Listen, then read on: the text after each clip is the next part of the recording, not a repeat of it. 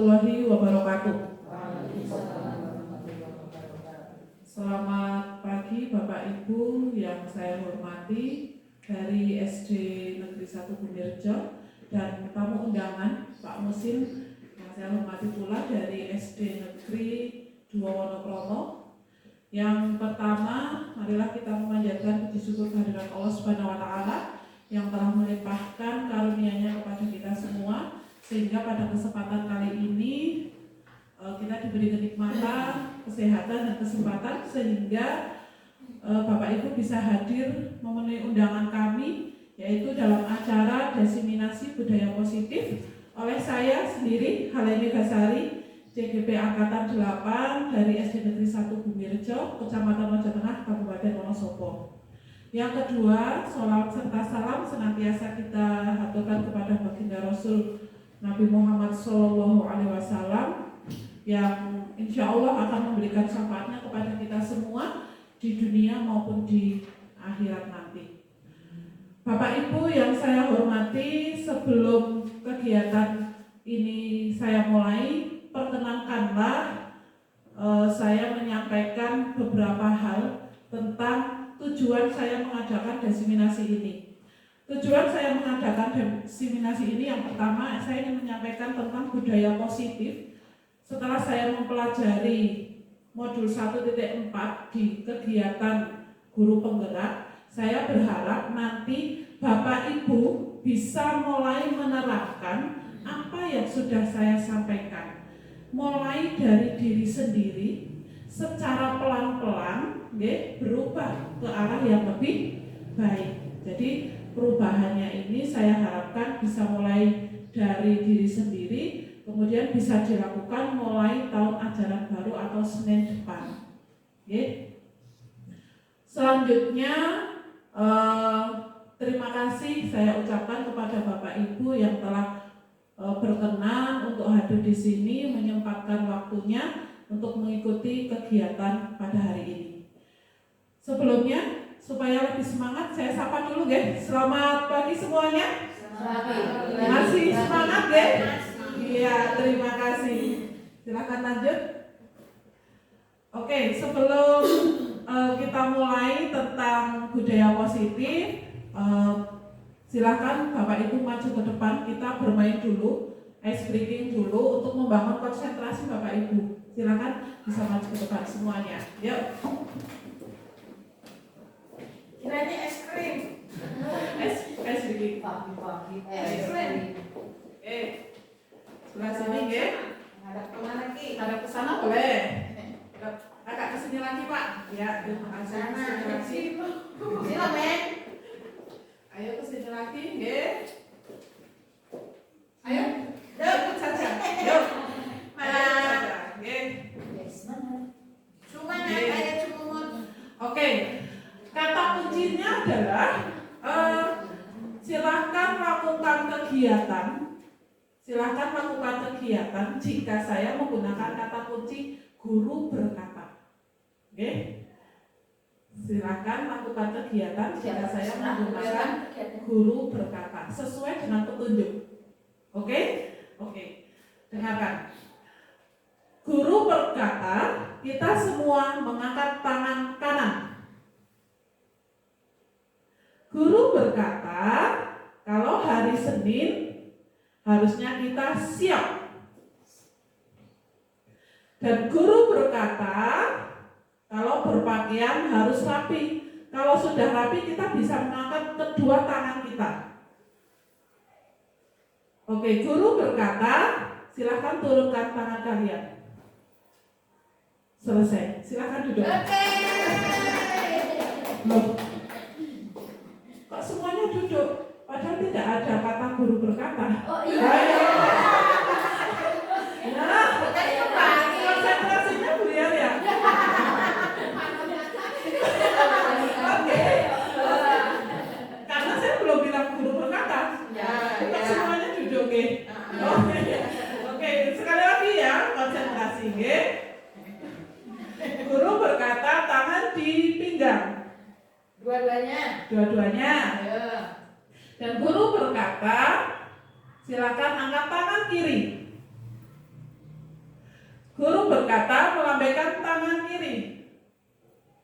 Oke, silakan duduk. Oh tidak ya? Oke, terima kasih, tepuk tangan dulu. Silakan duduk. Hampir lagi tadi. Iya. Udah, Ya. duduk. Silakan, guru berkata boleh duduk. Oke, itu baru duduk. Ternyata hal yang sepele ini membuat Bapak Ibu bisa tertawa. Saya sangat senang sekali. Ya. Saya sangat bahagia. Terima kasih Bapak Ibu. Selanjutnya pada materi budaya positif ini ada 6 materi yang akan saya sampaikan. 6 materi ini nanti akan saya sampaikan secara Budaya. Iya, terima kasih Bu atas koreksinya, nanti saya betulkan. Materi budaya positif, oke? Ada 6 materi. Materi yang pertama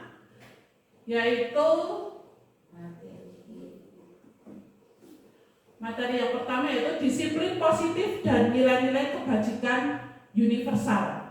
Oke, lanjut. Materi kedua, coba guru silakan bisa dibaca pakai mic-nya. Materi kedua yaitu teori motivasi teman penghargaan dan restitusi. Restitusi. Ya, lanjut. Materi yang ke C atau yang ketiga yaitu keyakinan kelas. Kalau mungkin yang kemarin Bapak Ibu telah dilatih KMD, pasti ada kegiatan itu tentang keyakinan kelas.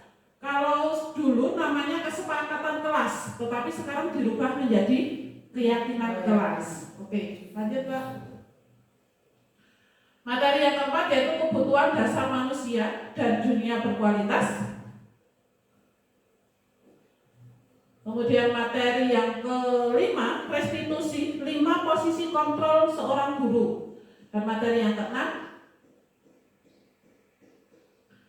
restitusi segitiga restitusi. Nah, saya akan menyampaikan materi ini secara esensial sehingga nanti Bapak Ibu bisa mulai menerapkan materi-materi ini ke dalam pembelajaran atau di lingkungan sekolah masing-masing. Materi yang pertama adalah disiplin positif. Nah, di sini ada games. Silahkan secara berpasangan boleh maju ke depan, cari pasangannya masing-masing. Ayo maju lagi. Berpasangan. Berpasangan. Berpasangan. Berpelukan. Ayo. Jangan dari habis berpelukan, berpegangan. Oke. Kurang satu pasangan. Cukup pas. Oke. Pas. Ya, nah. Kelas ini, kelas ini. Oke. Gamesnya adalah Anda dan teman Anda akan melakukan kegiatan cobalah buka. Anda adalah A. Coba yang mau menjadi posisi A siapa? Oke, A. Oke, yang sebelah sini posisi A semua, oke. Kemudian Anda bayangkan bahwa Anda menyimpan sesuatu yang sangat berharga di dalam kepalan tangan Anda. Anda perlu menjaga benda tersebut sekuat tenaga. Pokoknya tidak ada yang boleh tahu kecuali diri Anda sendiri. Oke? Kemudian tugas B, nah teman yang ada di depannya mencoba dengan segala cara membuka kepalan tangan di posisi A. Teman B itu boleh membujuk, menghardik, mengintimidasi, memarahi, menggoda, mengkritik, bahkan menawari Anda uang agar Anda bersedia membuka kepalan tangan Anda. Oke, siap ya? Silakan posisi A. Menggenggam. Silakan lakukan segala cara supaya teman yang A ini mau membuka kepalan tangannya. Yuk, mulai 1, 2, 3. Apa sih isinya? Apa ya? Silakan gunakan cara. Boleh menghardik, boleh menunjuk. Rahasia. Rahasia apa sih ya? Oke, silakan rayu serayu-rayunya ya. Buka dong. Kalau kita dibuka, kita kritik. Ayo.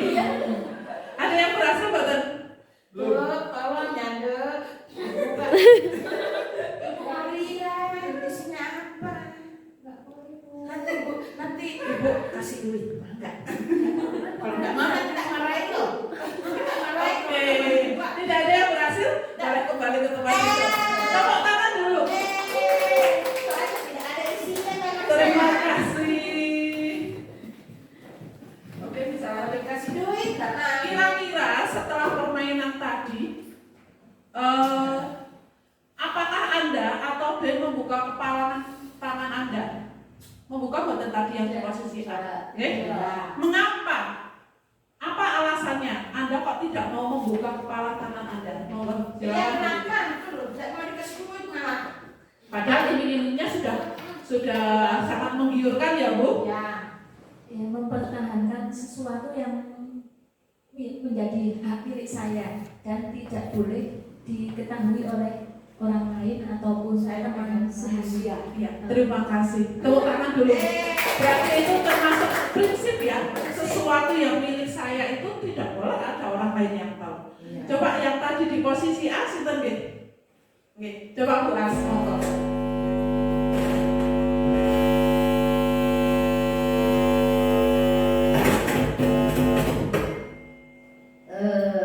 Kenapa tadi saya tidak mau membuka tangan saya untuk teman saya B, karena saya anggap itu adalah punya saya dan tidak boleh ada orang yang tahu, walaupun dia katakanlah mau nyogok,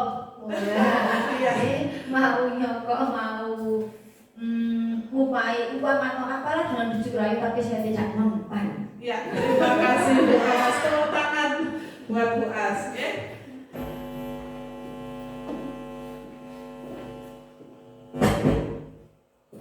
Oke, apakah yang kedua, apakah alasan Anda menutup kepala tangan Anda? Tadi sudah disampaikan karena itu suatu prinsip, sesuatu yang hanya saya yang boleh tahu. Oke?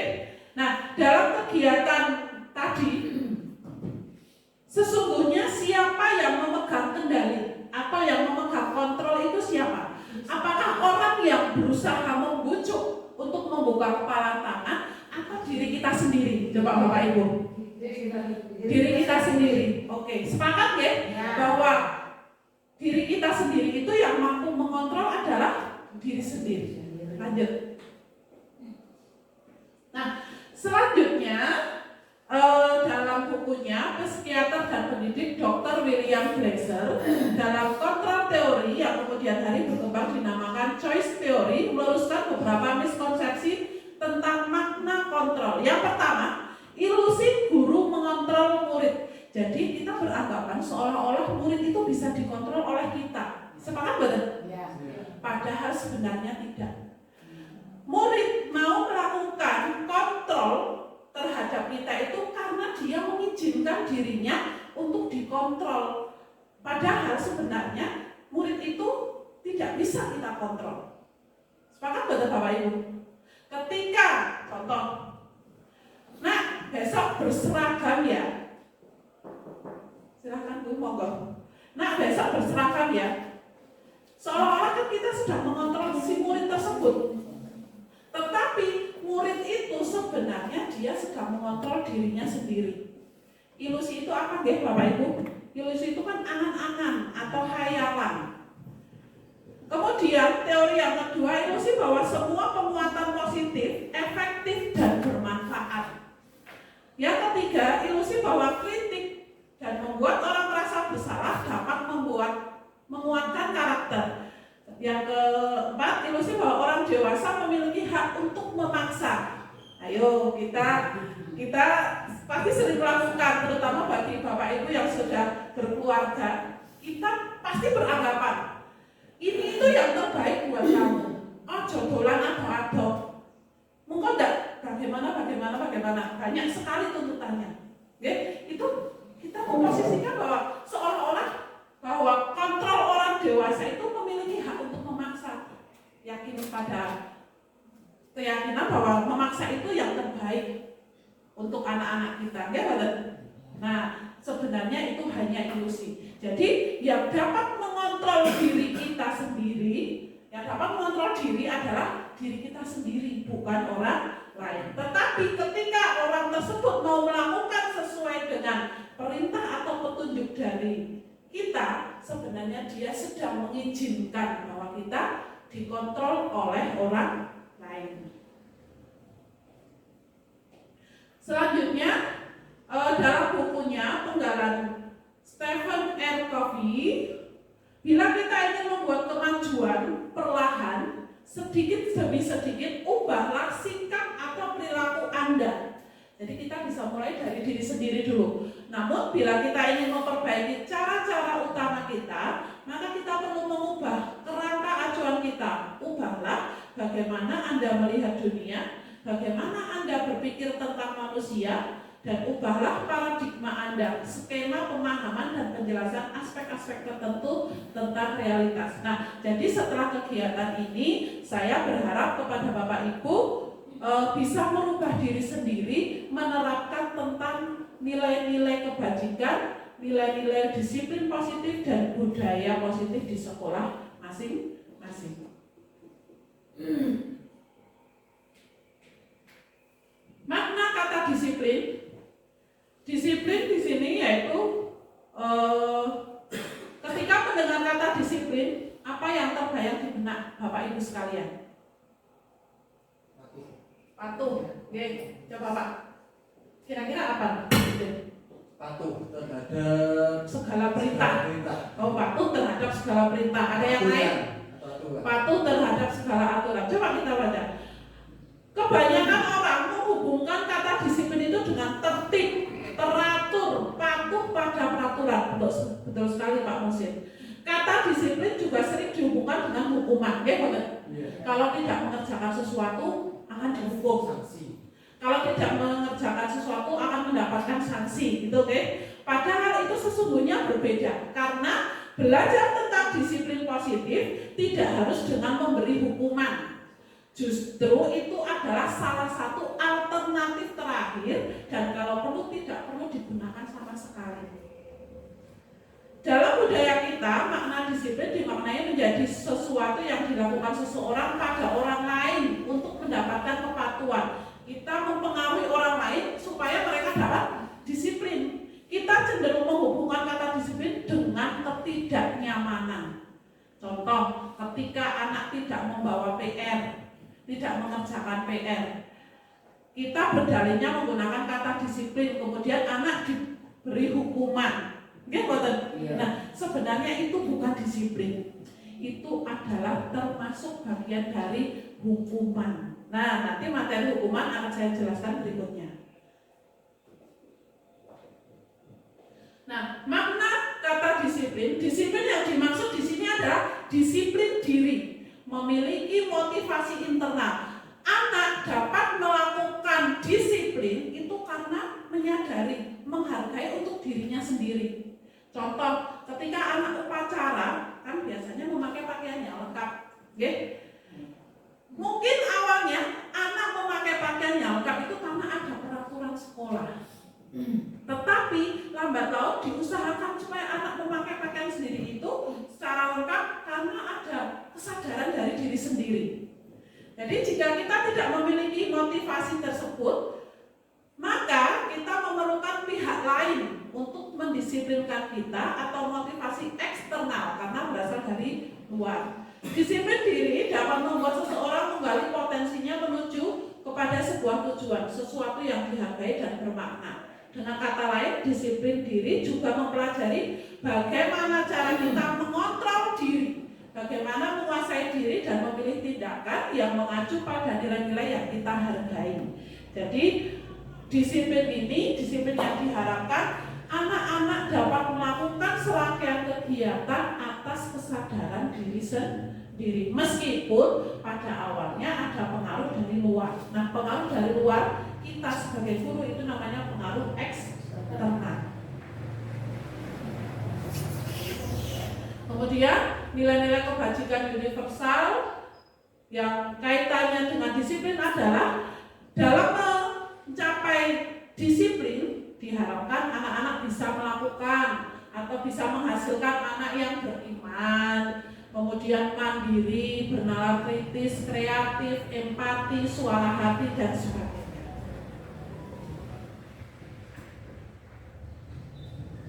Oke, tentang disiplin positif, sebelum saya lanjutkan, ada yang mau bertanya, Bapak Ibu? Atau mau ditampung dulu? Oke, pasti nanti suatu saat ada yang bertanya. Oke, saya lanjutkan materi yang kedua, yaitu teori motivasi, hukuman, penghargaan, dan restitusi. Mari kita tanyakan pada diri sendiri, bagaimana kita berperilaku. Mengapa kita melakukan segala sesuatu? Apakah kita melakukan sesuatu karena adanya dorongan dari lingkungan atau dorongan dari orang lain? Coba kita berkaca pada diri sendiri dulu. Kita melakukan ini itu karena apa? Terkadang kita melakukan sesuatu itu karena menghindari rasa sakit, ketidaknyamanan, dan terkadang juga kita melakukan sesuatu untuk mendapatkan apa yang kita mau. Kalau anak-anak kecil biasanya, Mas, Mbak, Rika ngaos, mungkin nek kono bar ngaos, nek el tak paringi atau sekian, tak tumbasake es krim seperti itu ya. Nah, bagaimana menurut Anda? Pernahkah Anda melakukan sesuatu untuk mendapatkan senyuman dari orang lain? Pernah nggak? Saya mau melakukan ini supaya dipuji oleh orang lain, supaya dapat senyuman dari orang lain. Pernah nggak, Bapak Ibu? Pasti pernah. Diakui atau tidak diakui pasti pernah. Saya pun juga pernah. Nah, untuk itu, apalagi kira-kira alasan yang orang untuk melakukan sesuatu? Banyak hal. Diane Gossen dalam bukunya Restructuring School Discipline menyatakan ada 3 motivasi perilaku manusia. Motivasi yang pertama, untuk menghindari ketidaknyamanan atau hukuman. Ini adalah tingkat terendah dari motivasi perilaku manusia. Biasanya orang yang melakukan motivasi ini untuk menghindari hukuman atau ketidaknyamanan. Mereka akan bertanya, kalau saya tidak melakukan ini, besok saya pasti akan dihukum.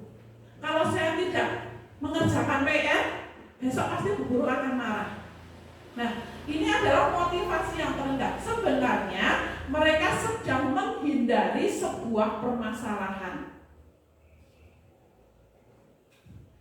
Yang kedua yaitu untuk mendapatkan imbalan atau penghargaan orang lain. Coba saya pengen, silakan Pak Musin dibacakan.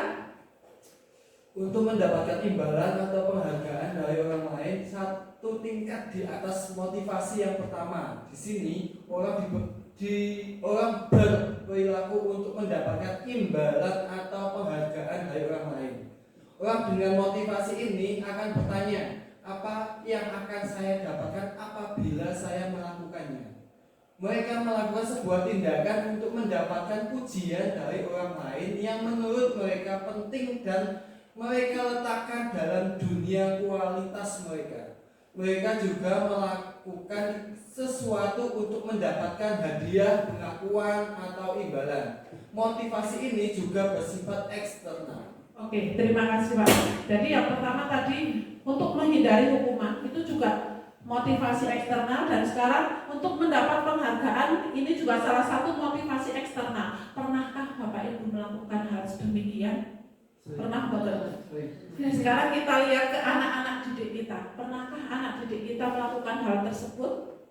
Sering. Saya besok akan mengerjakan PR supaya dapat ujian, supaya dapat bintang, supaya besok dapat permen. Besok kalau yang mengerjakan PR pasti akan dikasih permen dari Bapak Ibu guru. Ini adalah motivasi eksternal. Nah, yang ketiga, untuk menjadi orang yang mereka inginkan dan menghargai diri sendiri dengan nilai-nilai yang mereka percaya. Orang dengan motivasi ini akan bertanya, akan menjadi orang yang seperti apa apabila saya melakukan. Jadi si anak atau orang tersebut dapat merefleksikan dirinya sendiri. Mereka melakukan sesuatu karena nilai-nilai yang mereka yakini dan hargai. Dan mereka melakukannya karena mereka ingin menjadi orang dengan nilai-nilai tersebut. Ini adalah motivasi yang membuat seseorang memiliki disiplin, karena motivasi perilakunya bersifat internal, bukan eksternal. Nah, hukuman, konsekuensi, dan restitusi. Coba Bapak Ibu bisa lihat. Di sini ada sebuah tabel identitas gagal, ini termasuk hukuman, dan identitas sukses, konsekuensi atau restitusi. biasanya sesuatu yang menyakitkan yang harus terjadi. Anak merasa tersakiti. Ketika anak dihukum, anak pasti akan tersakiti. Konsekuensi yaitu sesuatu yang harus terjadi. Sebagai contoh, misalkan anak mencoret-coret bukunya teman. Kira-kira yang dilakukan oleh bapak ibu untuk mengatasi masalah tersebut bagaimana? Anak mencoret-coret buku teman. Apakah anak dihukum harus lari lapangan atau bagaimana? Silakan Bu. Kalau anak mencoret-coret buku teman, yang pertama dinasihati kalau itu Ya. perbuatan tidak baik. Ya, terima kasih. Lanjut. Yang kedua, meminta maaf kepada teman yang bukunya dicoret-coret. Ya, terima kasih. Oke, betul sekali. Kalau anak mencoret-coret bukunya teman, pertama anak dinasihati. Yang kedua, anak disuruh meminta maaf. Tetapi apakah si anak yang bukunya dicoret-coret dengan meminta maaf terus bukunya kembali lagi seperti semula? Disuruh menghapus. Boleh. Yang lain? Ketika itu sudah parah, ya mungkin dengan cara mengganti. Ya, betul sekali. Itu namanya konsekuensi. Oke? Jadi konsekuensi adalah mengembalikan seperti keadaan yang semula. Ketika dicoret-coret parah, makanya betul yang dikatakan Putri, dinasihati, minta maaf. Setelah itu konsekuensinya apa? Harus dicoret-coret, ya harusnya diganti. Karena semula kan bukunya tidak dicoret-coret, gitu kan? Kemudian kalau restitusi merupakan pilihan. Hukuman biasanya anak tidak nyaman. Hukuman ini akan membekas pada diri anak dalam jangka waktu yang panjang. Makanya tidak heran ketika anak dihukum, gede tua, saya pernah dihukum Bu Guru, dulu pernah gini. Ya betul. Nah, tetapi kalau konsekuensi sebenarnya tidak nyaman untuk murid, tetapi ketidaknyamanan ini hanya dalam jangka waktu pendek. Ketika anak disuruh mengganti buku, kok ganti buku saya tidak keluar biaya. Tetapi kalau ketika itu sudah dilaksanakan, ya sudah selesai. Gitu kan? Nah, hukuman korban mendapatkan keadilan dan seterusnya. Oke, lanjut.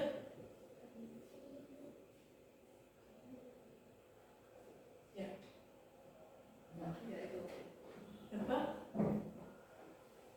Oke. Hukuman biasanya bersifat negatif. Hukuman ini biasanya kata-kata yang muncul adalah awas, kalau dilakukan lagi ya awas kamu. Ya betul. Seperti nada mengancam.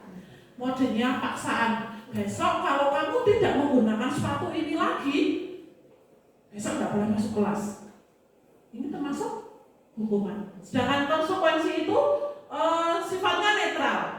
Lakukan apa yang saya katakan. Biasanya nadanya itu lebih datar. Kalau positif, apakah hal ini sesungguhnya ingin kamu lakukan? Dan seterusnya. Lanjut. Nah, sekarang sebelum saya lanjutkan, ada pertanyaan tentang hukuman dan konsekuensi. Oke, silakan Pak. Saya tanya tentang penerapan contoh penerapan disiplin tanpa memberikan hukuman. Seperti apa ya? Oke. Terima kasih. Contoh memberikan disiplin tanpa hukuman akan saya jelaskan di bagian akhir dan sudah ada contohnya Pak. Jadi tunggu saja, oke? Oke, yang lain? Cukup dulu, oke?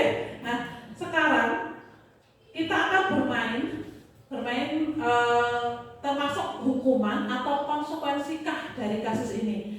Angkat kertas warna kuning jika ini merupakan hukuman, dan angkat kertas warna biru muda jika itu adalah konsekuensi. Oke?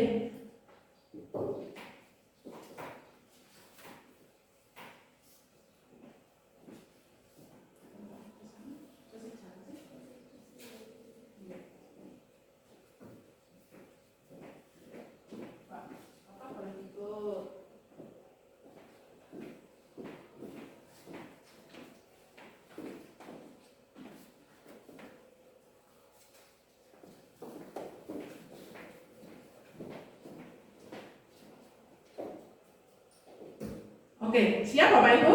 Aturannya, angkat kertas warna kuning jika itu merupakan hukuman. Dan angkat kertas warna biru muda jika itu konsekuensi. Silakan Mbak. Kasus yang pertama. Coba dibaca Bu Tri, pakai mic-nya. Eno datang terlambat ke sekolah sekitar 20 menit. Pak Hasan marah sekali karena Eno sudah seringkali terlambat. Tanpa berpikir panjang, Pak Hasan langsung memarahi Eno dan menyuruh berlari keliling lapangan basket sebanyak 10 kali. Tindakan Pak Hasan di sini adalah sebuah penerapan. Saya hitung sampai 3, angkat. Oke. 1, ini termasuk hukuman atau konsekuensi. 1, 2, 3. Oke, kuning semua. Hukuman? Hukuman. Oke, tolong berikan alasannya kenapa ini termasuk hukuman.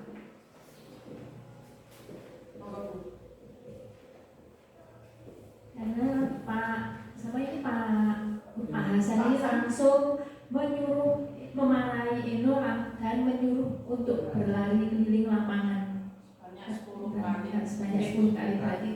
Ya. Oke, betul sekali, terima kasih. Jadi menyuruh anak lari 10 kali karena dia terlambat ini termasuk hukuman. Mungkin si anak tersebut terlambat, dia juga sudah berusaha.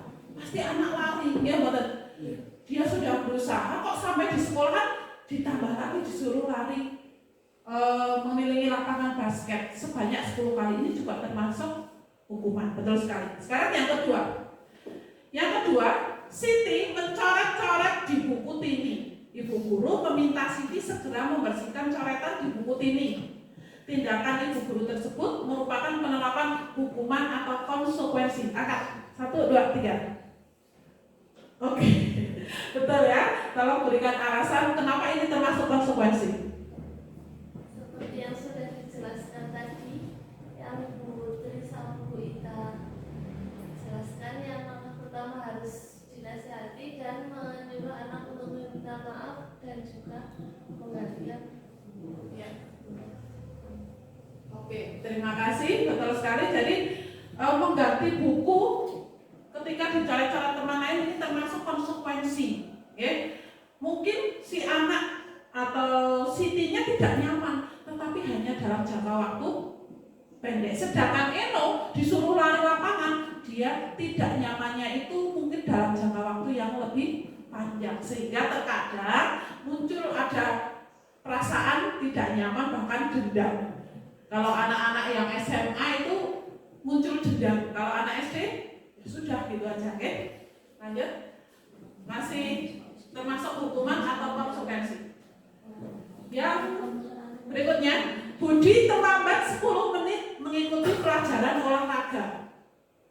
Murid-murid yang lain telah melakukan pemanasan dan sedang bermain bola basket. Pak Sidik melihat Budi terlambat hadir dan mengatakan bahwa Budi harus keliling lapangan sebanyak 2 kali.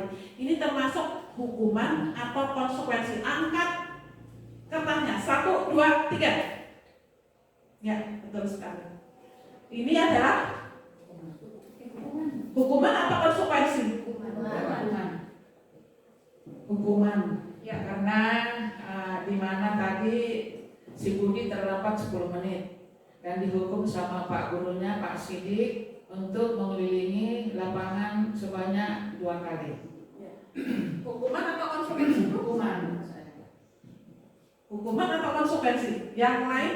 Hukuman. Sepakat hukuman? Oke, coba dilihat lagi. Tadi kayaknya ada yang Enggak jadi terlambat, ini yang berarti konsekuensi ya Pak? Terlambat, Karena ya. tidak sengaja. ya, boleh silakan. Menurut saya Hukuman ini benar? Silakan. Sebentar. Ya. Tapi melihat si Budi terlambat hadir, dia kan tadi seperti Bu Mega katakan, dia sih tidak sengaja kan terlambat ini dia sudah berusaha, tapi sampai di sekolahan teman-teman sudah melakukan pemanasan. Iya. Menurut saya seperti itu sih Ya, dia betul sekali. konsekuensi apa ini? Konsekuensi. Ya. Dari keterlambatan. Iya, betul sekali. Jadi kita harus cermat guys. Di sini Budi terlambat pertama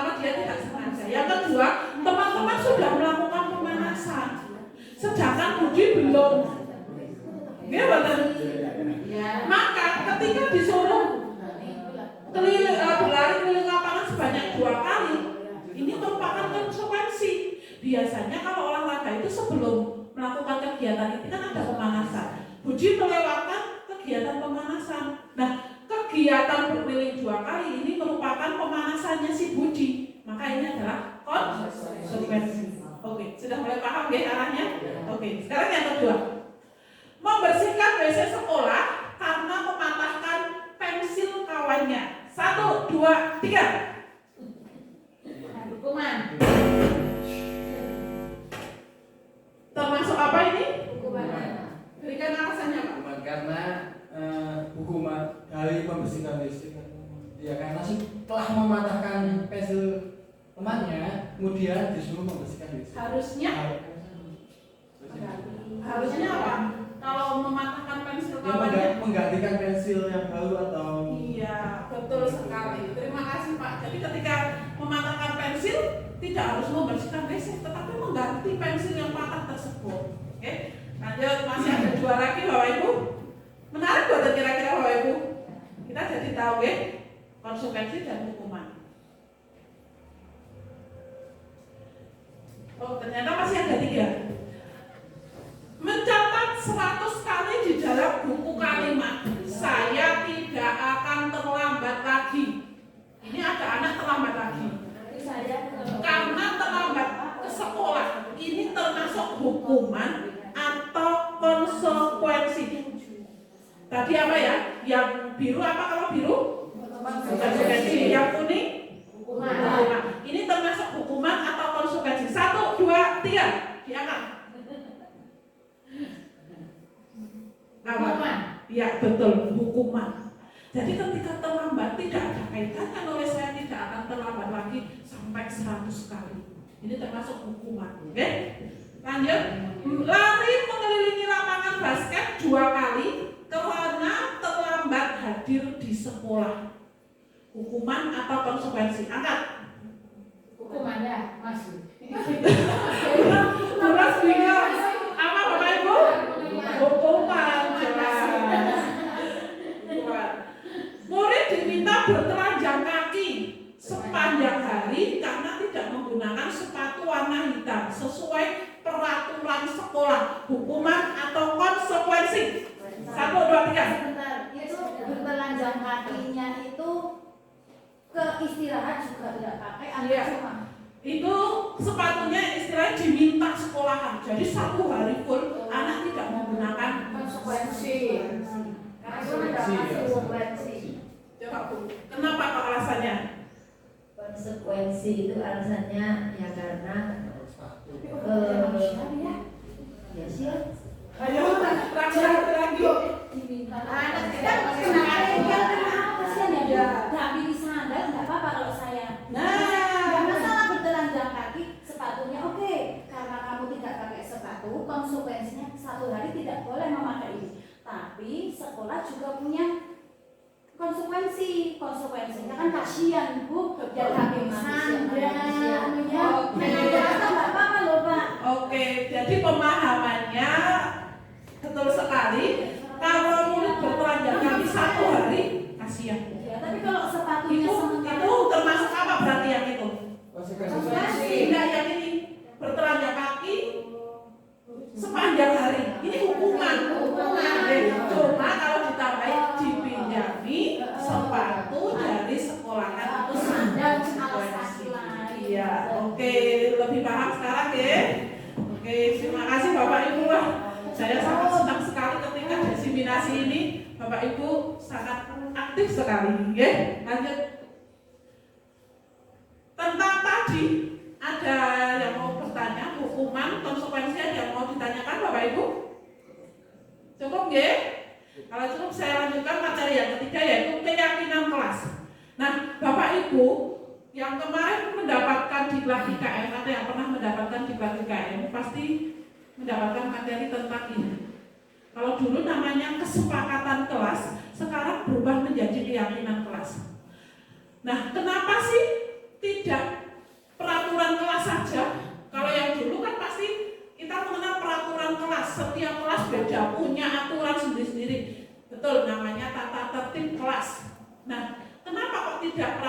kelas saja. Jadi alasannya adalah keyakinan kelas ini merupakan nilai-nilai keselamatan atau kesehatan. Inilah yang kita sebut sebagai suatu keyakinan. Jadi nilai-nilai kebajikan universal yang disepakati secara tersirat dan tersurat, lepas dari latar belakang suku, negara, bahasa maupun agama. Ketika kita menggunakan keyakinan kelas, diharapkan anak-anak dalam melakukan keyakinan tersebut sesuai dengan keyakinan diri sendiri. Oh, ketika saya tidak mengerjakan PR, ya saya harusnya mengerjakan, karena itu sudah menjadi tugas dan tanggung jawab saya. Oh, ketika saya mau berbicara, saya yakin harus angkat tangan dulu untuk menghargai orang lain. Seperti itu, oke? Lanjut. Nah, seseorang akan lebih tergerak dan bersemangat untuk menjalankan keyakinannya sendiri daripada hanya mengikuti serangkaian aturan tertulis tanpa makna. Kalau tulisannya tata tertib kelas, pasti anak itu akan melakukan karena dorongan eksternal tadi, ya betul. Tetapi kalau sudah keyakinan kelas, karena itu keyakinan yang sudah disepakati antara guru dengan murid, sehingga anak melakukan kegiatan-kegiatan berdasarkan keyakinan, dorongannya adalah internal. Murid-murid pun demikian, mereka perlu mendengarkan dan memahami arti sesungguhnya tentang peraturan-peraturan yang diberikan. Apa nilai-nilai kebajikan di balik peraturan tersebut? Apa tujuan utamanya? Dan menjadi tidak tertarik atau takut sehingga hanya sekedar mengikuti serangkaian peraturan-peraturan yang mengatur mereka tanpa memahami tujuan mulianya. Oke, lanjut. Nah, ini silakan nanti bisa dipraktekkan mulai tahun ajaran baru. Jadi pada saat kegiatan MPLS di kelas 1 sudah ada jadwalnya, puas. Nanti di kelas yang lain silakan membuat keyakinan kelas. Yang pertama, mempersilahkan warga sekolah atau murid-murid di sekolah untuk bercurah pendapat. Anak ditanya tentang peraturan yang perlu disepakati di kelas. Biasanya kesepakatan ini kalau anak-anak SD itu bahasanya masih sangat sederhana. Kemarin sudah saya praktekkan di kelas 3 dan berhasil anak paham kok apa yang kita maksud. Oke? Kemudian yang kedua, mencatat semua masukan dari murid di papan tulis atau di kertas besar, atau bisa menggunakan kertas post-it. Oke, anak menulis tentang keyakinan tersebut. Susunlah keyakinan kelas sesuai dengan prosedur pembentukan keyakinan kelas. Gantilah kalimat-kalimat dalam bentuk negatif diubah menjadi bentuk positif. Nanti kalau sudah terkumpul keyakinan dari semua anak, perlu kita sepakati. Contoh, membuang sampah pada tempatnya. Sepakat buat kira-kira dalam satu kelas. Kalau sepakat, berarti itu sudah masuk ke dalam satu keyakinan kelas. Itu nanti kita akan praktek membuat keyakinan kelas. Kemudian kalimat negatif bisa diubah menjadi kalimat positif. Contohnya, kalimat negatif itu jangan berlari di kelas atau di koridor. Diubah, berjalanlah di kelas atau di koridor. Itu mengubah kata-kata negatif menjadi kata positif. Kemudian setelah terbentuk beberapa keyakinan kelas, tinjau kembali daftar curah, kemudian tinjau ulang keyakinan kelas secara bersama-sama dengan meminta umpan balik dari peserta didik. Oke, setelah keyakinan kelas selesai, maka semua warga dipersilakan menyetujui tentang keyakinan yang telah mereka buat. Keyakinan kelas ini bisa ditempel di dinding kelas selama 1 tahun. Jadi tidak amben-amben masuk kelas buat keyakinan kelas, buat keyakinan tidak. Tapi ini dilakukan di awal. Pertama kali masuk tahun ajaran baru. Tetapi jika kondisi atau sesuatu tidak memungkinkan, maka keyakinan kelas bisa diubah, diperbarui, dibuat lagi pada saat tertentu. Ngerti nggih? Lanjut. Nah, ini adalah contoh keyakinan kelas. Ini sudah menggunakan bahasa yang disusun, tetapi besok ketika Bapak Ibu praktek membuat keyakinan kelas, pasti bahasanya tidak akan seperti ini. Keyakinan kelas 1, setiap anggota kelas perlu belajar, setiap anggota kelas perlu senang, perlu melakukan tugas, perlu saling menghargai, perlu merasa aman. Keyakinan kelas 5 contohnya selalu bersikap positif, menjadi yang terbaik, dan seterusnya. Sekarang lanjutnya ini adalah contoh keyakinan kelas yang lain dengan bahasa anak-anak, bahasanya anak-anak.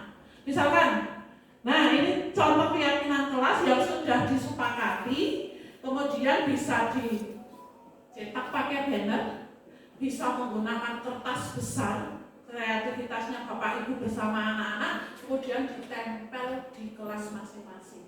Contoh, hadir di sekolah tepat waktu. Kita sepakati, besok kalau tidak tepat waktu, kita bagaimana? Sepakati dengan anak-anak. Duduk pada kursi yang disediakan. Anak-anak yang ketika sudah punya tempat duduk ini, saling berebut. Saya tidak mau duduk dengan ini. Gitu, mendengarkan orang lain ketika berbicara. Angkat tangan bila berpendapat. Menghormati dan saling membantu. Setiap murid memiliki kesempatan untuk berpendapat dan praktik pelajaran yang baik. Nah, itu adalah contoh keyakinan kelas yang bisa Bapak Ibu guru terapkan di sekolah masing-masing atau di kelas masing-masing. Nah, sekarang kita akan praktik membuat keyakinan kelas. Mohon maaf, seolah-olah ini Bapak Ibu adalah murid-murid SD. Kira-kira untuk membuat keyakinan kelas, nanti Bapak Ibu bisa melakukan langkah-langkah dari sharing dulu, bercerita dulu, dongeng dulu, terus berikan konsekuensinya apa saja, kemudian baru berikan kertas post-it. Jadi, besok itu ketika belajar, kita sebaiknya bagaimana ya? Ketika ada yang berbicara itu harusnya bagaimana? Kalau kamu mau ke WC, harusnya bagaimana? Apakah langsung nyelonong begitu saja keluar dari kelas atau bagaimana? Nah, jadi berikan pemahaman-pemahaman yang sederhana kepada peserta didik, sehingga nanti akan muncul, oh, kalau mau ke WC saya harus izin. Nanti pasti anak akan tulis, mau ke WC kita harus izin terlebih dahulu. Bahasanya sederhana, tidak apa-apa. Oke? Nah, sekarang kita akan praktek itu membuat keyakinan kelas. Silakan nanti menghadapnya ke sini ya sama Ibu, karena dapurnya dari sebelah atas.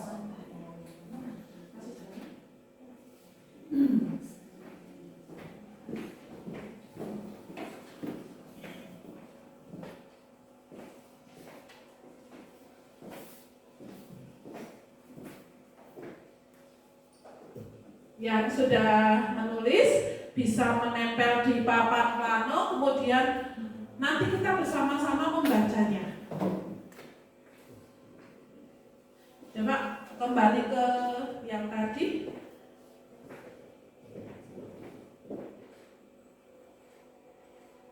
Nah, supaya Bapak Ibu dapat gambaran.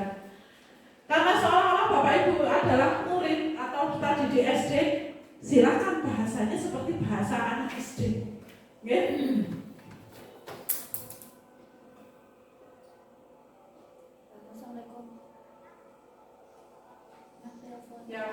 tidak usah banyak-banyak, satu saja keyakinan yang mau diusulkan. Kemudian kalau sudah selesai, tempel di papan plano.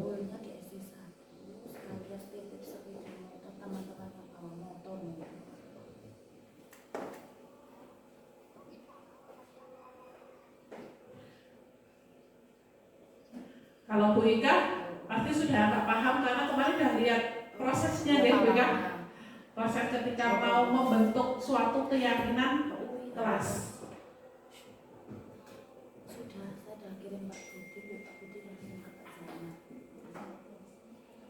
Ya, oke. Malam sana. Sudah Bapak Ibu? Satu saja. Silakan yang sudah bisa ditempel di kertas plano. Sambil dibacakan. Membuang sampah pada tempat sampah. Membuang sampah pada tempat sampah. Oke, terima kasih, tepuk tangan buat Pak Musin. Oke, yang lain Bapak Ibu?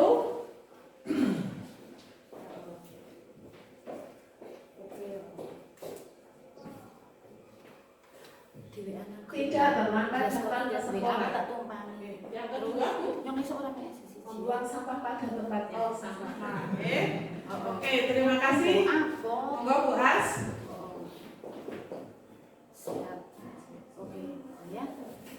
Mengerjakan PR yang diberikan guru. Ya, Dikondisikan, oke. boleh.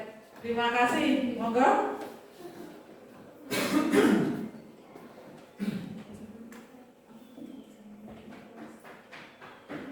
Mendengarkan pendapat teman atau teman yang ketika teman sedang bertanya. Ya. Boleh, terima kasih. Ayo, yang lain.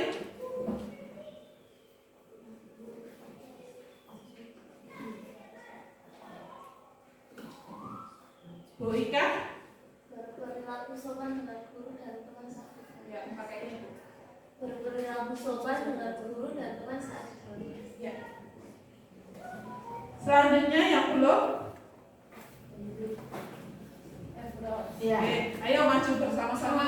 Bersama. Oke. Membuang sampah pada tempatnya. Berarti sama dengan Pak Musin. Duduk pada tempat yang sudah disediakan. Kemudian tidak boleh nakal. Oh, Ya.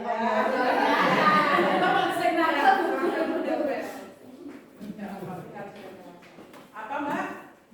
Membuang sampah pada tempat. Membuang sampah pada tempatnya. Ya, apa yang sudah pernah. Melaksanakan tugas. Iya, sesuai jadwal. Terima kasih. Tepuk tangan Mbak Bapak Ibu. Nah, setelah terkumpul kesepakatan ini, kita perlu memilah dan kita perlu menyepakati dengan anak-anak. Jadi, Bapak Ibu perlu membacakan misalnya membuang sampah pada tempat sampah. Kira-kira anak yakin tidak? Setuju tidak dengan kesepakatan ini, keyakinan ini? Kalau setuju, nanti dicetak. Oke? Kemudian yang sama otomatis tidak usah dibacakan nanti.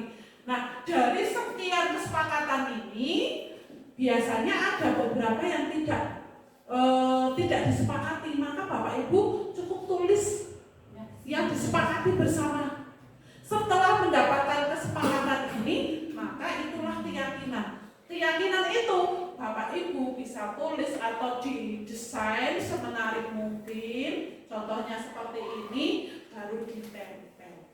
Ketika ada anak yang berbuat kok menyimpang dari keyakinan kelas, Bapak Ibu bisa mengingatkan, ayo duduk pada kursi teman itu sudah sesuai dengan keyakinan kelas tidak, nggih? Ayo silakan duduk sesuai dengan keyakinan yang sudah kita buat. Sambil diingatkan seperti ini. Oke?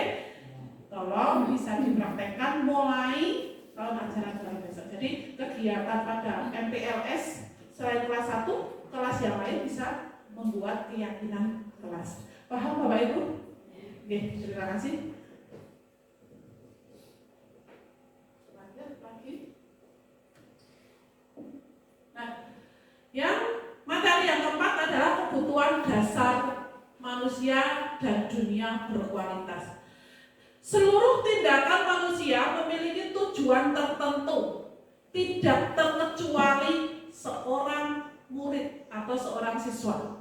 Semua yang kita lakukan adalah usaha terbaik, okay, untuk mendapatkan apa yang kita inginkan. Sebetulnya saat itu kita sedang memenuhi satu atau lebih dari satu kebutuhan dasar. Kebutuhan dasar itu ada 5. Lanjut. Nah, kebutuhan yang pertama adalah kebutuhan untuk bertahan hidup. Manusia itu diciptakan untuk bertahan hidup atau survival. Cinta dan kasih sayang, kebebasan, kesenangan dan kekuasaan. Nah, ini yang harus kita cermati dengan sungguh-sungguh. pasti Bapak Ibu pernah atau sering mengalami ketika anak-anak itu, terutama anak kelas rendah, Bu Guru melendot, meluk, nyium, batung, ya betul. Nah, sebenarnya itu kita bisa menggali lebih dalam lagi kenapa anak tersebut kok berbuat seperti ini. Bisa jadi anak tersebut membutuhkan kasih sayang. Coba kita perhatikan, ketika anak kok maunya hanya dengan Bu Guru saja, melendot, meluk dan sebagainya, jangan-jangan anak ini kurang kasih sayang di rumah. Nah, saya kemarin waktu kelas 1 ada anak yang namanya Mbak Velas. Kalau dengan Bu Guru, tidak dengan Bu Guru kelas 1 saja, tapi dengan seluruh Bapak Ibu guru, dia sangat ingin minta diperhatikan. Ternyata setelah saya telusuri, orang tuanya bekerja di luar negeri, ya Bapak Bu. Nah, ini adalah kebutuhan dasar yang harus kita cermati. Oh, ternyata Mbak Velas itu di rumahnya itu kurang kasih sayang dari orang tua meskipun sudah ada simbahnya. Nah, kemudian ada juga kebutuhan misalkan kebebasan.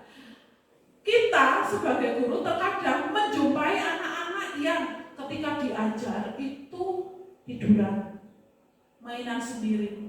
Kita perlu dalami atau pelajari anak itu kenapa sih ketika diajar 1 minggu ini dia seperti itu terus. Oh, saya harus merubah pembelajarannya. Coba di luar kelas. Ternyata anak tersebut membutuhkan kebebasan dan kesenangan. Jadi setiap permasalahan yang ada kita dalami dulu. Jangan-jangan permasalahan itu anak-anak itu mendapatkan masalah karena membutuhkan dari kelima kebutuhan dasar ini ada yang tidak terpenuhi. Nah, jika salah satu kebutuhan dasar manusia tidak terpenuhi, maka akan mempengaruhi kegiatan selanjutnya. Contohnya, jika seorang anak hanya diasuh oleh asisten, sedangkan ayah ibunya sibuk bekerja, biasanya si anak akan mencari perhatian di sekolah dengan membuat ulah atau jahil terhadap temannya. Maka dalam pembentukan budaya positif, tugas guru harus jeli terhadap semua kebutuhan siswa. Memang untuk menjadi seorang guru itu berat sekali, kita harus tahu setiap karakter peserta didik kita. Bahkan kejadian yang kemarin di Temanggung atau di mana yang membakar sekolahan itu, ternyata dia hanya sepele karena dia kurang kasih sayang, minta perhatian dari seorang guru. Ternyata kepala sekolahnya berkata yang kurang menyenangkan mungkin. Lanjut. Nah, materi yang kelima adalah restitusi 5 posisi kontrol guru. Jadi dalam posisi mengontrol tadi sudah ada di awal tentang ilusi. Sekarang posisi kontrol guru dalam menghadapi permasalahan di sekolah adalah ada posisi penghukum, pembuat rasa bersalah, teman, pemantau, dan manajer. Dari kelima ini coba kita bertanya pada diri sendiri. Bapak Ibu pernah melakukan posisi yang mana? Pernah berperan menjadi penghukum? Pernah. Pembuat rasa bersalah? Momen. Mas, yuk bagaimana ini?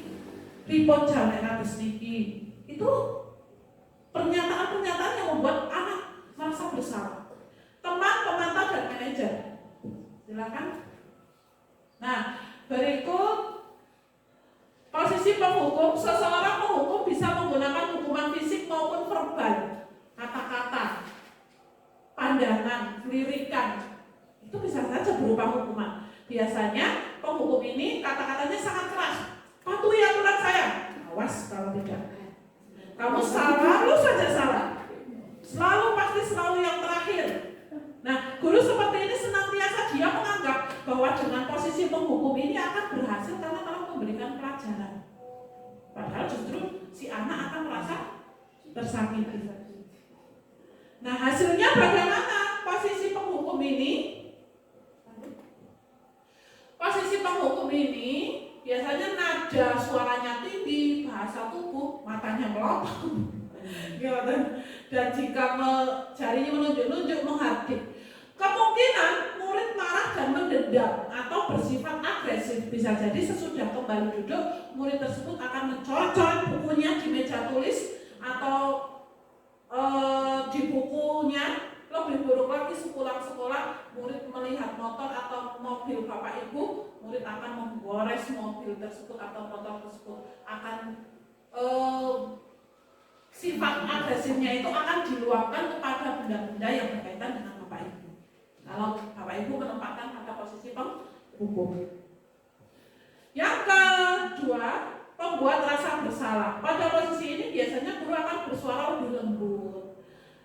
Membuat rasa bersalah menggunakan keheningan, membuat orang merasa bersalah sampai anak itu menangis karena seolah-olah semua kesalahannya tertumpu pada dirinya sendiri. Nah, kalimat atau kata-kata yang bisa digunakan, ibu kecewa sekali dengan kamu. Berapa kali bapak harus memberitahu kamu ya? Gimana coba kalau orang tua kamu tahu kamu berbuat seperti ini, pasti orang tua kamu akan kecewa sekali. Jadi anak pasti akan merasa bersalah. Semua kesalahan tertumpu pada dirinya. Nah, hasilnya, nada suaranya itu memelas, lalu sedih. Kemudian hasilnya, lanjut. Hasilnya, murid akan merasa bersalah telah mengecewakan orang lain, terlebih jika dikaitkan dengan orang tua. Pasti biasanya anak akan melankolis dan mendramatisir, menjadi menangis. Kemudian posisi teman, pada posisi ini guru tidak menyakiti murid, namun akan tetap berupaya mengontrol murid melalui persuasi. Posisi teman pada guru bisa negatif ataupun positif. Kata-kata yang biasa digunakan, ayolah bantu demi ibu, ayolah bantu demi bapak, gitu kan? Ayo ingat, tidak bantuan bapak selama ini. Pernah bapak memberikan ini loh sama kamu, ini saatnya kamu membalas kebaikan bapak, gitu. Nah, ini posisi teman. Ini sebenarnya efektif, tetapi ada kekurangannya. Kekurangannya yaitu anak tersebut mau melakukan perbaikan jika hanya dengan guru tersebut, hanya dengan guru yang mereka yakini sebagai teman. Contoh, misalkan guru kelas 5 sudah merasa seperti teman. Ketika diperintah atau diminta tolong oleh orang lain, dia tidak merasa bahwa dia adalah temannya. Ini kelemahannya. Tapi sebenarnya ini juga efektif sebagai teman. Oke? Lanjut. Hasilnya, nah ini akibat lain dari sesi posisi teman, hanya akan berbuat sesuatu bila yang menyuruh adalah guru tersebut dan belum tentu berlaku yang sama dengan guru atau orang lain. Lanjut. Yang keempat, pemantau. Pemantau ini berarti mengawasi. Kata-kata yang digunakan yaitu apa yang telah kamu lakukan, sanksi atau konsekuensinya apa. Kemudian seorang pemantau sangat mengandalkan perhitungan, catatan yang dapat digunakan sebagai bukti atas perilaku seseorang. Hasilnya, lanjut. Hasilnya adalah, silakan dibaca Putri. Hasilnya, posisi pemantau bagaimana? Hasil posisi pemantau, murid memahami konsekuensi yang harus dijalankan karena telah melanggar salah satu peraturan sekolah. Guru tidak menunjukkan suatu emosi yang berlebihan, menjadi marah atau membuat merasa berbuat salah. Murid tetap dibuat tidak nyaman, yaitu dengan harus tinggal kelas pada waktu, jam istirahat, dan mengerjakan tugas.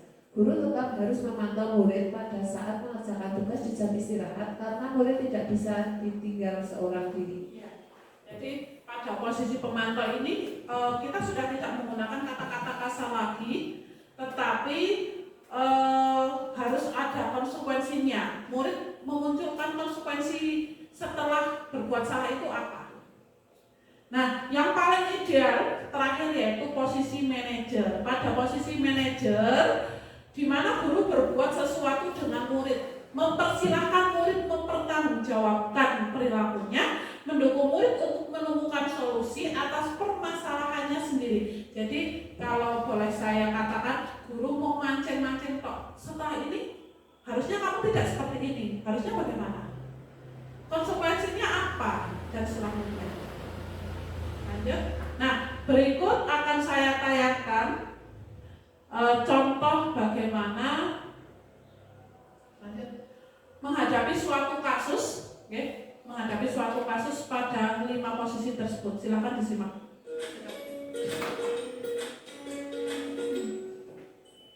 Salam bahagia Ibu dan Bapak Guru hebat.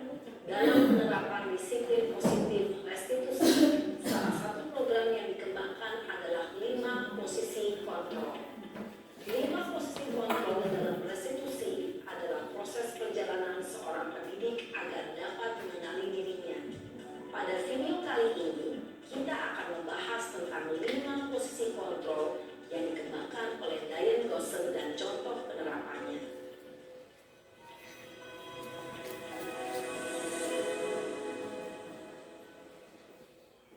5 posisi kontrol itu adalah 1. Posisi penghukum. 2. Posisi pembuat rasa bersalah. 3. Posisi teman. 4. Posisi pemantau atau monitor. Dan 5. Posisi manajer. Untuk lebih memahami kelima posisi tersebut, mari kita saksikan kasus Naren yang terlambat hampir 20 menit di sekolah dan melihat bagaimana namanya salah dalam menghadapi masalah tersebut. Posisi penghukum.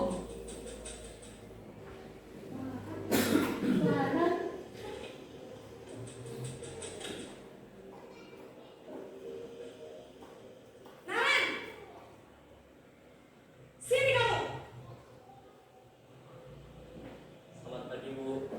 Selalu terlambat. Kamu deh, pasti terlambat. Maaf, Bu. Saya Apa? Apa coba? Alasan kamu apa lagi? Anak Kapan sih kamu tidak belum terlambat? selesai menjelaskan alasan sudah Malas dipotong. sekali ya kamu jadi anak. saya Dasar pemalas. Gak kapok-kapok sih kamu. Sudah berapa kali terlambat? Sana, kamu keliling lapangan basket 2 kali. kenapa saya harus ke lapangan basket, Bu? Kenapa? Kamu melawan ibu. Berani-beraninya jawab. Sudah terlambat, masih berani jawab pula. Sekarang, Ini keliling mencurahkan lapangan semua basket kesalahan 5 ada kali di sekalian. anak, ya. Ini adalah posisi penghukum. Pergi sana ke lapangan Kira-kira basket. anak akan menjadi apa? Dia tidak punya lagi Posisi hak suara penghukum biasanya berbicara untuk dengan berpendapat. nada tinggi, menghardik, menunjuk-nunjuk, menyakiti, dan menyindir. Hukuman bisa berupa fisik maupun psikis. Ibu dan Bapak Guru hebat. Dampak yang terjadi pada murid ketika guru berada pada posisi penghukum adalah murid cenderung akan memberontak, bahkan menyimpan dendam. Pernah membuat seperti itu, Bapak Ibu? Berkaca pada diri sendiri, ya. Posisi pembuat rasa bersalah. Naren,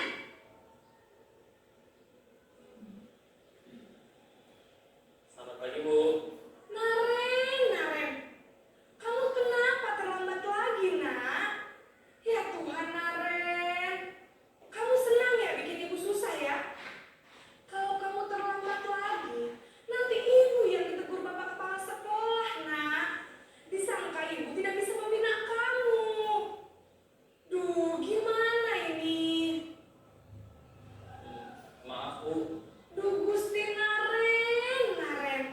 Kamu suka ya kalau ibu ditegur bapak kepala sekolah? Terus, sekarang ibu harus tulis apa ini di buku absen? Ini kamu sudah sering terlambat loh. Ibu harus apa coba? Maaf, Bu. Maaf. Dari kata-katanya seolah-olah menumpahkan Kali jangan semua bikin kesalahan susah hanya ada ya. pada si Naren, si anaknya, Gini oke? terus. Gara-gara dia, Bisa gitu. jantungan kalau ibu Saya harus menghadapi kepala sekolah yang gara-gara Naren, Maaf, oke? ya, Bu. Ini membuat anak merasa bersalah.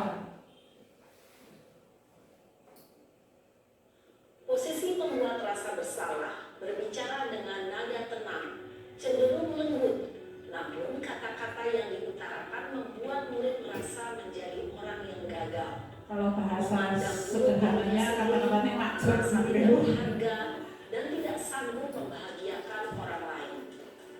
Ketika guru mengambil posisi pembuat rasa bersalah, murid akan menganggap dirinya yang bersalah dan ia akan menyimpan emosi negatif tersebut di dalam dirinya.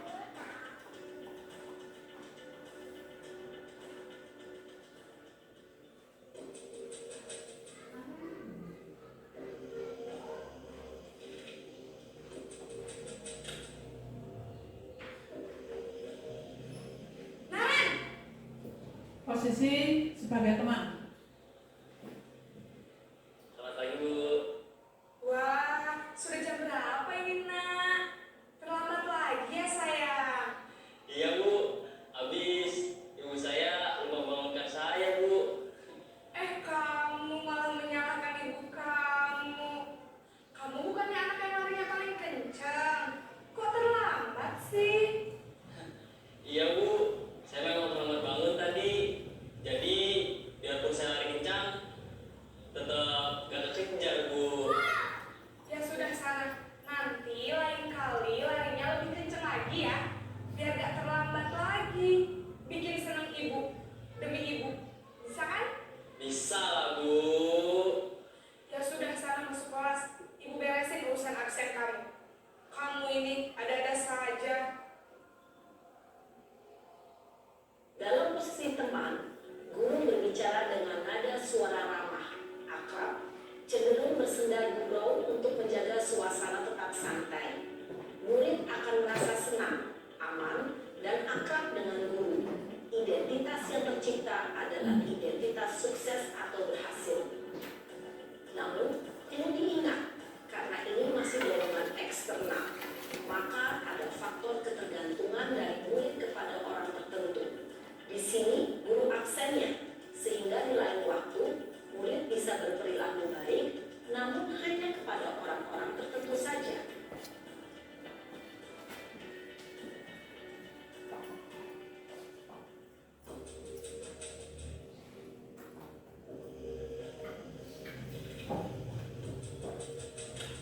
Posisi memantau atau monitor. Naren!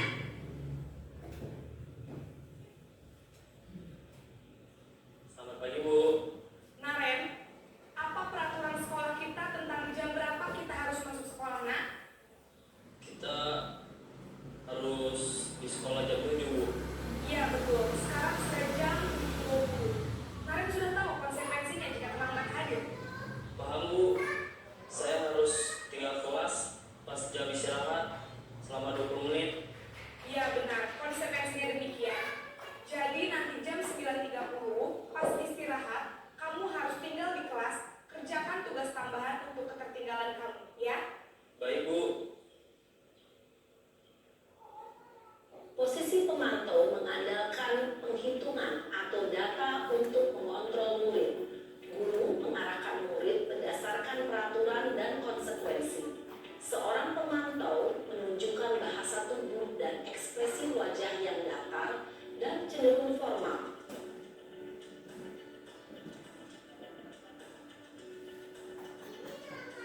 Yang terakhir adalah posisi manajer.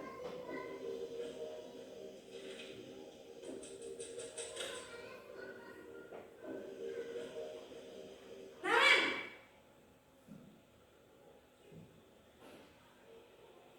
Selamat pagi, Bu. Selamat pagi, Naren. Maaf, Bu. Saya terlambat. Iya, sekolah masuknya jam 7, sekarang sudah jam 7.20. Jadi sekarang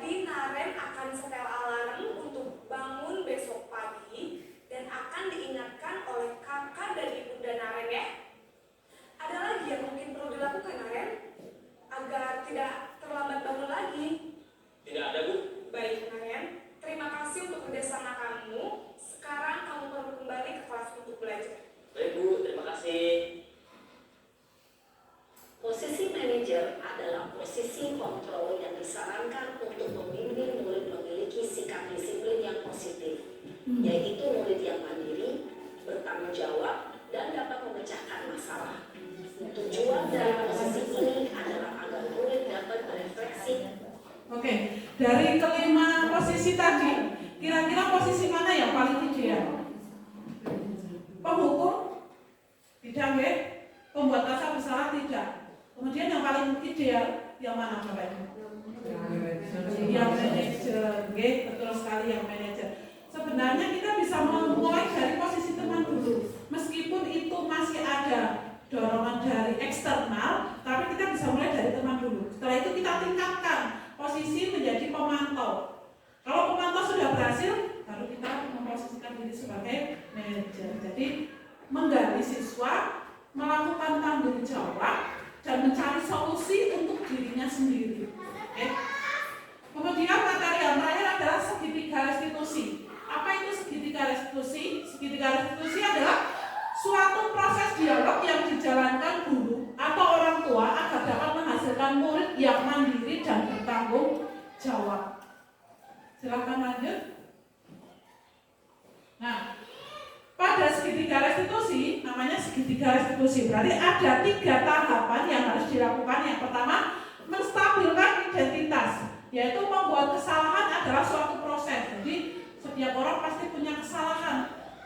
Ambil kesalahan tersebut sebagai bagian dari pelajaran, dari sebuah proses. Kemudian mengubah identitas yang gagal menjadi identitas yang sukses. Langkah kedua yaitu validasi tindakan yang salah. Setiap perilaku berupaya memenuhi tindakan tertentu. Jadi setiap perilaku itu pasti ada alasannya. Maka kita validasi dulu. Untuk apa? Mengubah pemikiran stimulus menjadi respon proaktif. Kemudian validasi langkah yang ketiga yaitu memunculkan motivasi secara intrinsik. Setelah anak menyadari tentang kesalahannya sendiri, maka kita perlu menggali motivasi yang muncul untuk perbaikan tersebut. Kemudian mengaitkan keyakinan dengan tindakan yang salah. Lanjut. Berikut akan saya contohkan. Nah, ini namanya segitiga restitusi. Kata-kata yang biasa digunakan misalkan setiap orang pasti punya kesalahan. Bu guru juga pernah kok melakukan kesalahan. Atau kamu bukan satu-satunya pernah melakukan ini. Pernah temanmu melakukan ini. Jadi menstabilkan dulu supaya anak tidak merasa bahwa semua kesalahan ada pada diri anak. Kemudian naik setelah menstabilkan, kita naik validasi tindakan. Kamu pasti punya alasan tertentu kenapa kamu berbuat seperti ini.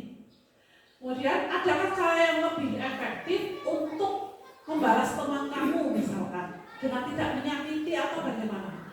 Kemudian menanyakan keyakinan, apakah kesalahan kamu tadi sudah sesuai dengan keyakinan yang kita buat di kelas. Ada kaitannya ya dengan keyakinan tadi. Apakah kesalahan kamu ini sudah sesuai dengan keyakinan sekolah dan seterusnya. Ini adalah contoh tentang penanganan suatu masalah menggunakan segitiga restitusi yang pernah saya praktekkan bersama murid kelas 6.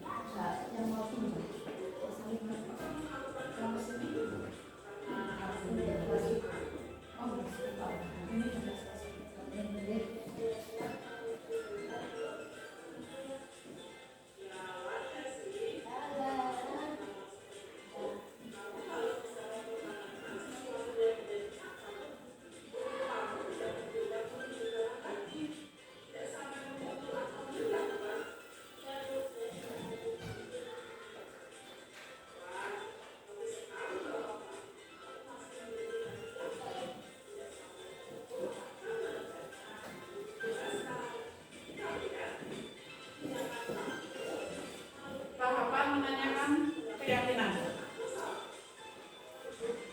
Tindakan kamu ini benar atau salah ya?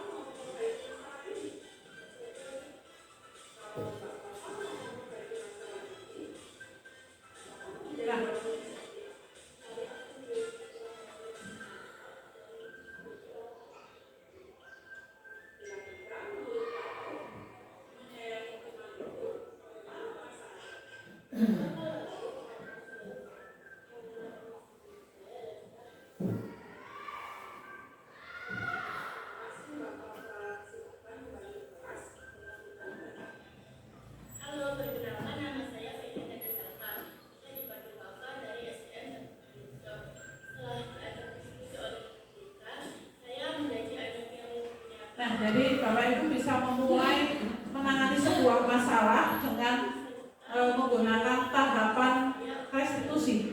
Tahapan restitusi itu tidak selalu bisa dimulai dari validasi tindakan yang salah atau menstabilkan identitas atau menanyakan keyakinan. Oke? Ini kasus kedua, yaitu waktu itu kelas 6 tidak mengerjakan tugas atau PR karena alasannya sepulang sekolah dia merawat kakeknya yang sedang sakit. Jadi Bapak Ibu bisa menggunakan pendekatan penanganan masalah menggunakan segitiga restitusi. Nah, terima kasih Bapak Ibu, demikian yang dapat saya sampaikan. Mudah-mudahan ada manfaatnya buat Bapak Ibu dan tentang tadi budaya positif. Dari materi 1 sampai materi 6 saya berharap Bapak Ibu bisa mulai menerapkan di kelasnya masing-masing, bisa merubah dari diri sendiri, tidak usah langsung begitu ubah kabeh, pelan-pelan saja dari hal-hal kecil yang menurut Bapak Ibu yakini, oh saya perlu merubah yang bagian ini dulu, saya perlu membuat keyakinan kelas dulu supaya anak-anak lebih belajarnya lebih optimal nantinya. Atau saya perlu misalkan dalam menangani masalah, saya tidak akan menggunakan kontrol penghukum dan membuat rasa bersalah. Saya akan memposisikan sebagai teman dulu, biar anak nyaman dulu terhadap kita. Oke? Itu saja sebelum saya. Oh, tentang pertanyaannya Pak Musin, kira-kira sudah terjawab belum Pak? Sudah. Terima kasih nih Pak. Tadi sudah terjawab melalui video-video tadi. Oke, jadi kita bisa menerapkan disiplin, tapi tidak harus dengan menghukum. Oke, ada yang ingin ditanyakan lagi Bapak Ibu? Oke, silakan Bu. Tadi kan kesepakatan kelas, sekarang keyakinan kelas dulu. Tadi dibuat Bisa menggunakan ini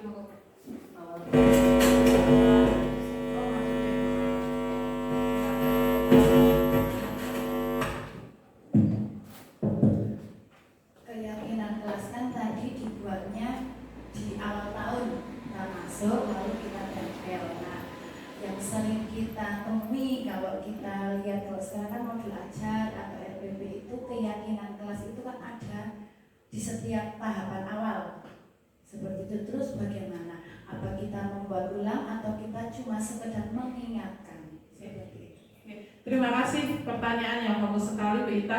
Jadi keyakinan kelas lama awalnya itu dibuat di awal tahun pelajaran. Kemudian sebelum kita memulai pelajaran, Bapak Ibu cukup membacakan atau menyepakati lagi, ini tentang keyakinan yang pernah kita buat ini, adakah yang perlu ditambah boten? Misalkan ada 7 keyakinan kelas, okay? 7 keyakinan kelas, perlu ditambah lagi boten? Pasti nanti akan muncul anak, perlu Bu, misalkan tidak boleh meminjam pensil teman dengan merebut, misalkan. Nah itu hanya sekedar mengingatkan hal-hal seperti itu saja. Kalau tidak ada Bu, sudah sepakat, maka bisa lanjut. Nah itu kenapa di instrumen penilaian setiap kalau supervisi itu guru sudah memunculkan keyakinan kelas atau belum. Nah itu sebenarnya hanya menanyakan saja. Nonton Bu Ida.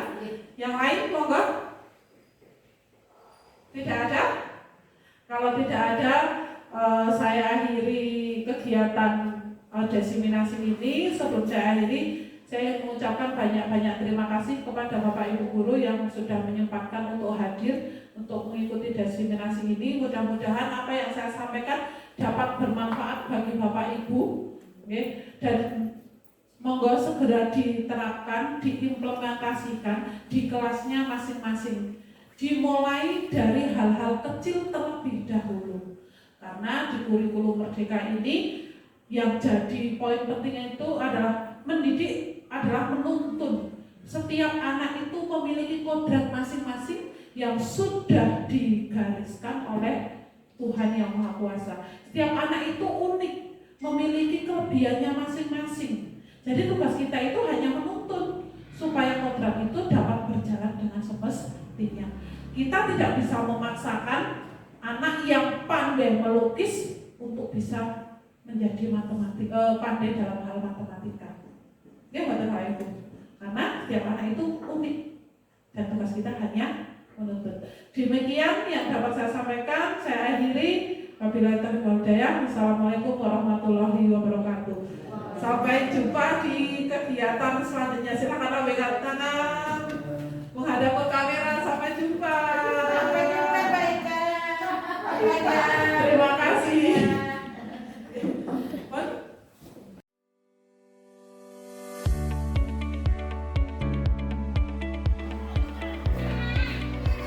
Assalamualaikum warahmatullahi wabarakatuh.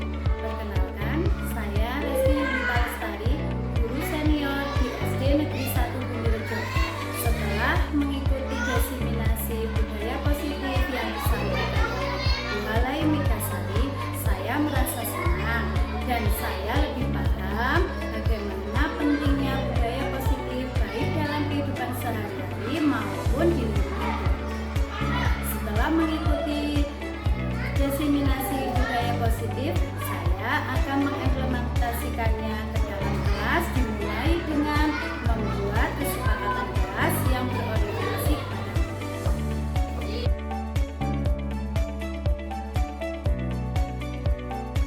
Assalamualaikum warahmatullahi wabarakatuh.